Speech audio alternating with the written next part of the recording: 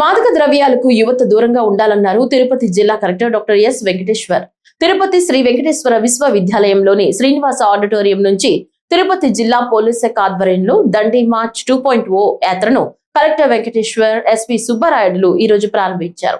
ఈ దండి మార్చ్ తిరుపతి నుంచి విశాఖపట్నం వరకు జరగనుంది. దండి మార్చ్ లో భాగంగా సైకిల్ పై 100 కిలోమీటర్లు తిరుగుతూ మాదక ద్రవ్యాలకు దూరంగా ఉండాలని యువతకు అవగాహన కల్పించనున్నట్లు కలెక్టర్ వివరించారు. దండి మార్చ్ నేపథ్యంలో శ్రీ వెంకటేశ్వర విశ్వవిద్యాలయం నుంచి జాతీయ జెండాతో పోలీసులు భారీ ర్యాలీ నిర్వహించారు.